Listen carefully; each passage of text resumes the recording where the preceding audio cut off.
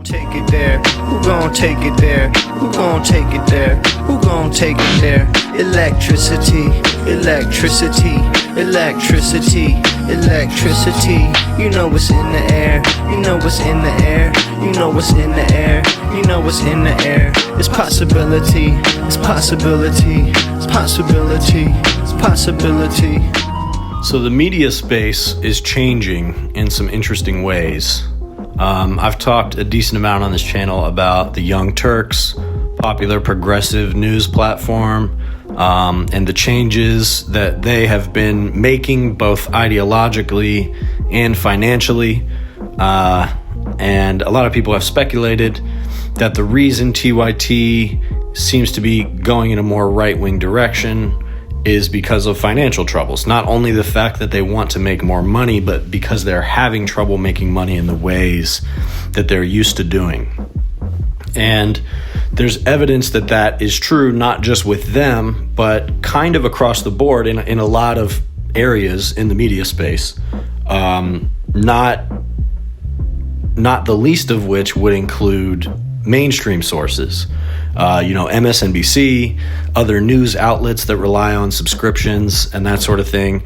The online news platforms like Washington Post, New York Times, and that sort of thing have been struggling for a while. But there seems to be a more jarring shift happening right now, where for a lot of these companies, it seems like the only way that they can survive is to secure some kind of right-wing backing from people who want to prop up right-wing ideas. Washington Post is a perfect example of that. Jeff Bezos bought it. This was, decried by the right-wing for the last 5-6 years or more as like a left, way too liberal of a platform. And Jeff Bezos has steered it more and more in a right-wing direction and anti-trans direction. And now he wants to change the opinion column so that they will pretty much only show opinion articles from what Jeff Bezos calls a pro-free market position. So essentially like libertarian right-wing propaganda. That's what he wants the Washington Post to mainly focus on platforming in terms of its opinion coverage. So what I want to talk about, though, is not so much the mainstream platforms, but a couple smaller platforms that I think are exhibiting some interesting changes that kind of mirror those of TYT, seem to mirror the woes of the Young Turks as a network, and also might be an indication of where things are headed, some of the concerns that I have about the current media space, but also some opportunity that exists there. So the Daily Wire is popular right-wing outlet started by Ben Shapiro and some other guys. It's been a pretty strong source of misinformation for quite a while now. They have no sort of accreditation. They are not a reliable source by any stretch of the imagination, and truthfully, they don't even really try to be. Mostly what they are is an opinion outlet. People like Ben Shapiro, Matt Walsh, formerly Candace Owens. It's a platform for them to launder anything from boilerplate, boring conservative ideas to some of the most dangerous ideas that the Conservative Party has to offer, including Christian nationalism, repression of free speech, and Hitler and Nazi apologia. That's the kind of stuff you're getting from the Daily Wire. That's what they exist to do, is prop up those perspectives. And for a while, Daily Wire has not only been a prominent outlet, but they've been expanding into making entertainment, expanding into movies, children's entertainment, and like streaming platforms, like different forms of essentially doing the same thing that their podcasts do, which is espouse right-wing ideas. So they want to make movies that espouse right-wing and Christian ideals, even though Ben Shapiro himself is not a Christian, but a lot of the movies that come from them do very much have that undertone. And, and also they want to launder those things through children's entertainment. So children's books, and I imagine, video entertainment for kids, because the conservative view is that the left has been indoctrinating children for whatever, I don't know, 100 years, forever, since before time began, whatever it is they think, that they use PBS, Sesame Street, and other kinds of like very basic children's entertainment that teaches kids how to read and things like that, that these are laundering vehicles for left-wing ideology. So their response to that is to create very straightforward laundering vehicles for right-wing ideology, because they think that it's impossible for something like NPR to be disseminating anything that isn't politically charged, particularly if it contradicts their conservative ideas, which so often go against any form of data or relationship with reality. They think that means that those outlets are simply fronts for left-wing ideology. So they have no problem with creating an outlet that is quite literally a front for right-wing ideology. And they believe that is the way to balance the American media diet. So they've done a lot of expanding, and it's been pretty well reported that they got a lot of backing from various billionaires, whether it be the Koch brothers. Peter Thiel does a lot of investing in various platforms, including the Young Turks as of recent, but that's a different subject. So in other words, the Daily Wire in large part has been propped up by billionaire money from people whose interests are protected by conservative ideology. So for anybody in this audience, anybody that this video is reaching that doesn't already know this, it's really, really important to understand that the reason for the prominence of the Daily Wire and other outlets like it is the fact that there are extremely wealthy people who are willing to invest in these platforms at a loss. They are willing to lose money to invest in media companies like the Daily Wire, because they recognize that espousing right-wing ideology throughout American culture will ultimately protect their interests. If you're interested in reading more about that, an excellent book by Jane Mayer, one of my favorite journalists, called Dark Money, is a great place to start. And that is essentially goes over, mostly focused on the Koch brothers when they were still brothers.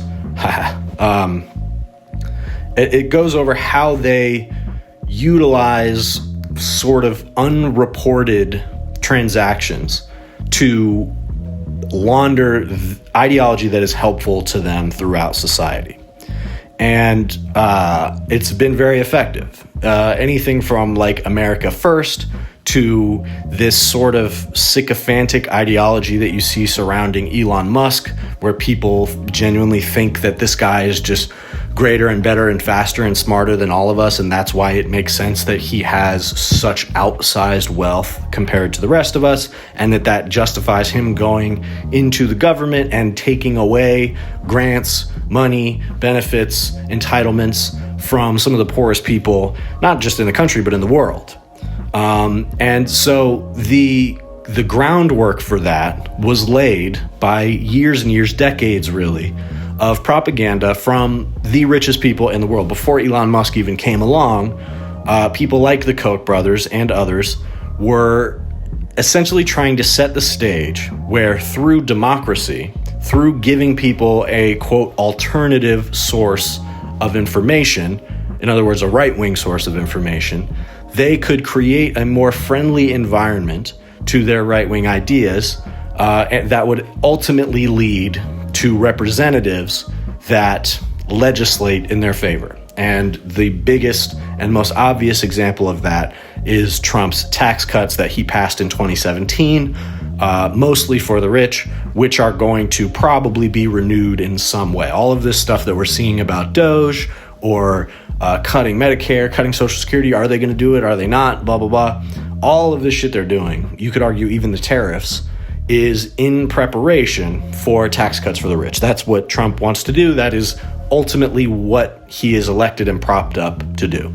And so the wealthiest people in the world, and certainly in the country, they might not all be like socially conservative, but when it comes to finance, when it comes to their money, all of them are conservative, and they are 100% willing to hand power to conservatives so that their money will be protected and their ability to legally hoard obscene amounts of wealth will be protected. So this is probably the defining political project over the last 50 to 100 years in America, really accelerating ever since Citizens United.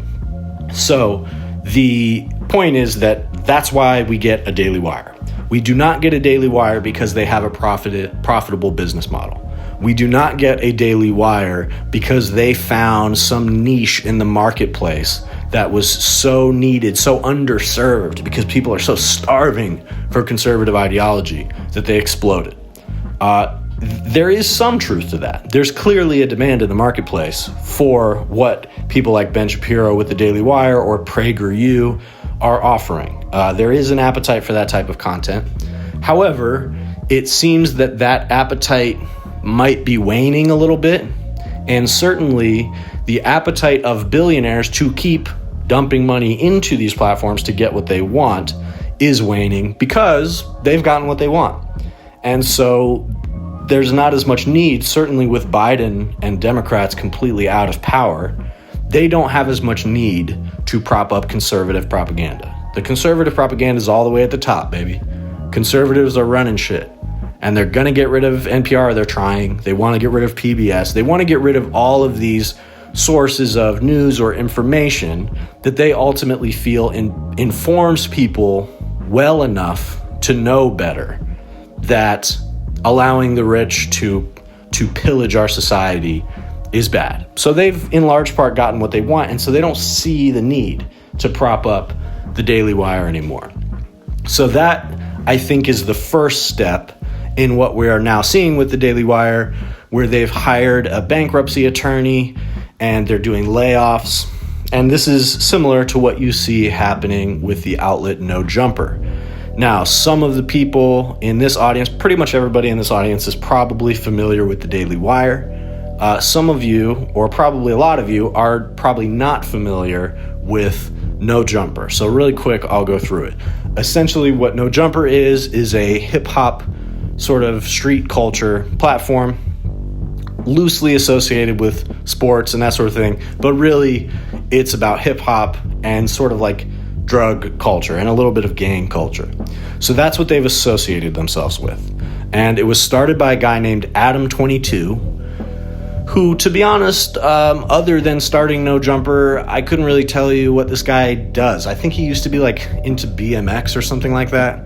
But he essentially, as of like 2016, in that era of hip hop, when people like XXXTentacion or Lil Uzi Vert, young rappers like that were becoming popular in this sort of like irreverent and very drug-centric era of hip hop. And what Adam22 did is he associated and aligned himself with these young rappers who had a lot of viral currency. Another example would be Tekashi 6ix9ine. He's probably the most popular example of this type of rapper.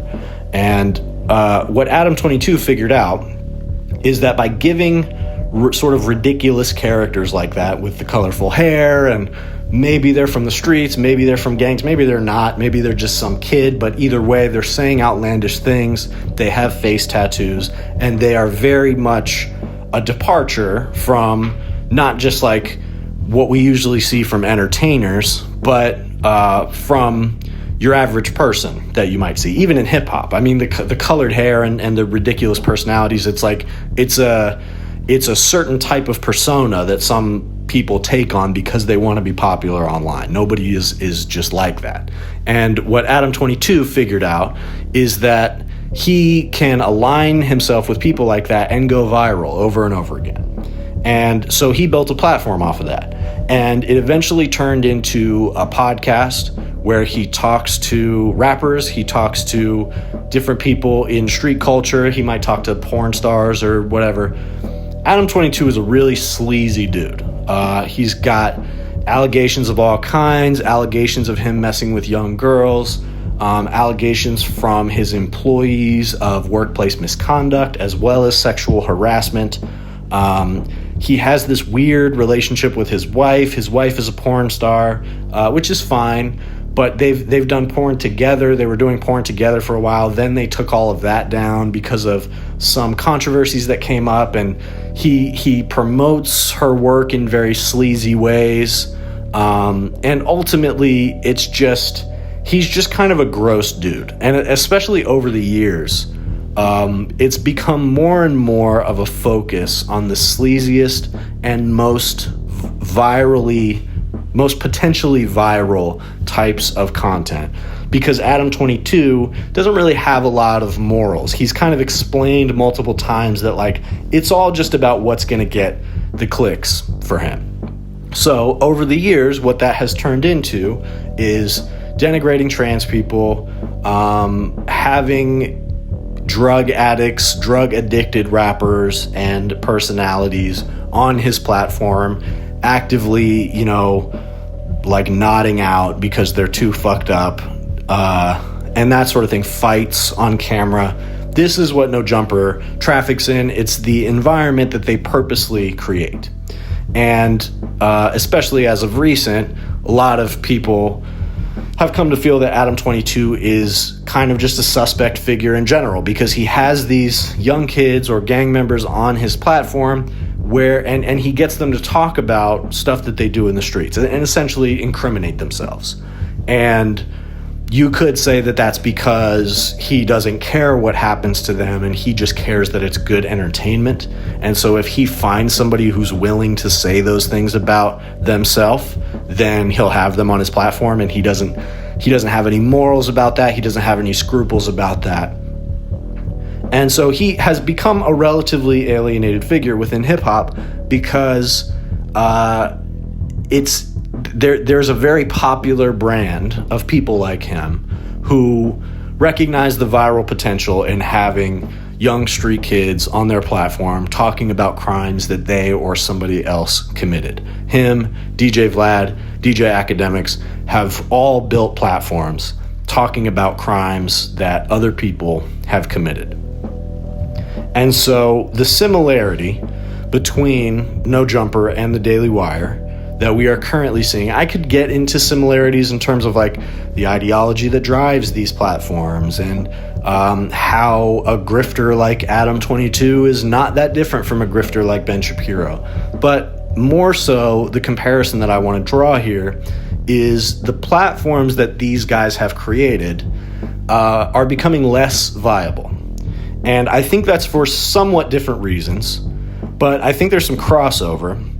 And mostly what it comes down to, I think, is overexpansion and relying on virality and clicks to drive the platform sort of indefinitely.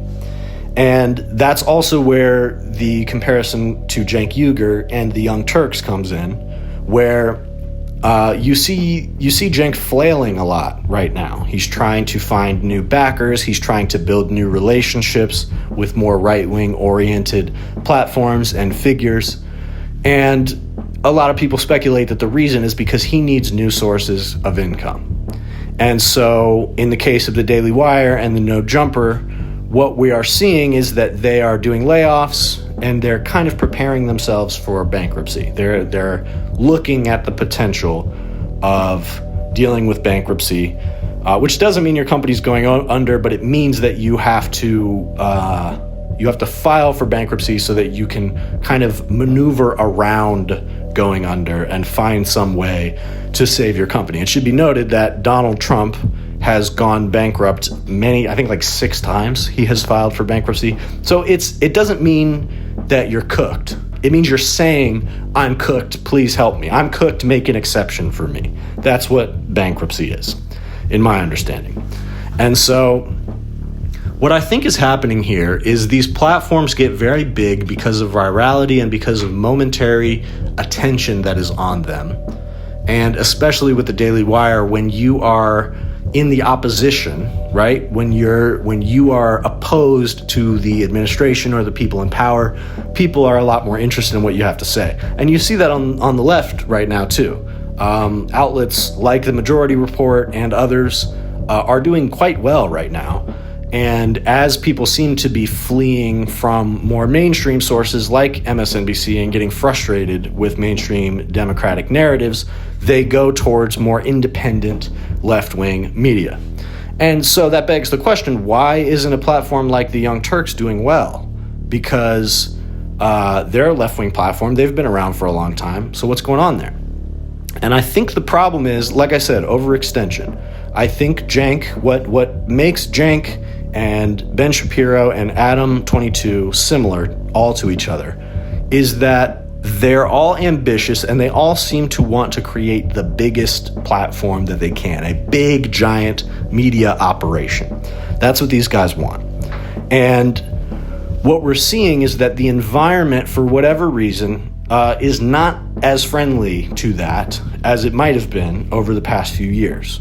Things are changing a little bit. Advertising is a unpredictable source of income, always has been. And the models that these people depend on, like subscription models and that sort of thing, is starting to become not as dependable. And so what's happening is we're entering into an era that is more favorable to smaller and leaner operations. And I've said this before about the Majority Report in comparison to the Young Turks, where because the Majority Report runs a very lean operation, they can pay their people better, they can keep the lights on, they're very consistent. And you don't see the same type of flailing from them in this moment where maybe the money in advertising or whatever is receding a little bit. But because they run a leaner operation, because there's less people involved, they actually are able to continue expanding their reach in these moments where the money might be drying up a little bit. Whereas outlets like the Young Turks and the Daily Wire have not built themselves up, particularly the Daily Wire, but the Young Turks is also guilty of taking money from rich people in order to build out their operation. And so the problem is, if you can't bring in money to then match that, then eventually your business is going to start to become too top heavy. And so I think we're entering into an era where individual sources and independent media sources, people like the Majority Report, Kyle Kulinski, are doing really well right now. And I think it's because they're able to continue aggressively covering the news, covering different subjects, providing commentary as things become more intense politically, without a huge media operation being implicated. And so both in the case of Daily Wire and No Jumper, as well as the Young Turks probably, this is a good thing. This is a good thing that these outlets are being disciplined, because they wanted to take up as much space as possible. And in order to do that, they expanded their capital. And it turns out that that does not correlate with expanding your reach necessarily, because in a situation where things change a little bit, now all of a sudden you don't have as much ability to focus on the things that the core of your business model and your audience is really based on. You definitely see this with the Daily Wire trying to make movies and all kinds of shit like that. It's like it takes away from the sustainability of their business model.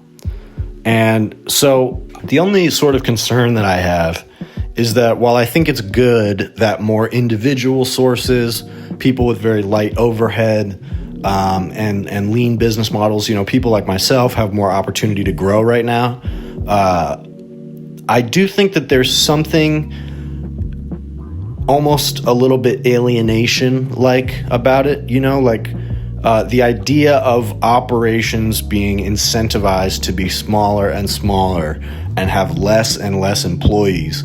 I don't know if I can necessarily say that is an overall good thing. I think it's probably a healthier way to exist as a business. But I mean, if it's leading to layoffs, certainly layoffs of like real journalists at media outlets, that's not a good thing. And, you know, while I'm happy to benefit from the idea that people are looking for more flexible, truly independent sources of media, not media that's propped up by, you know, private billionaires or whatever,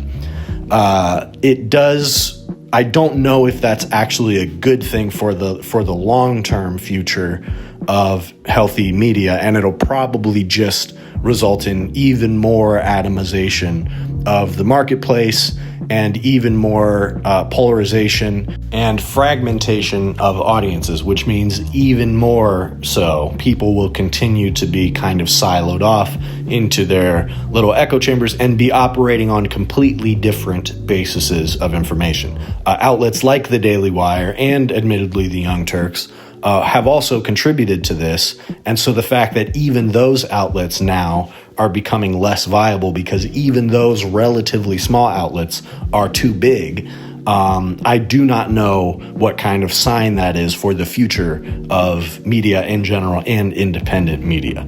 But if for now we get to see a little bit of scaling back or the potential downfall of toxic outlets like the Daily Wire and No Jumper and maybe even the Young Turks, I think we can enjoy ourselves about it, at least for the time being.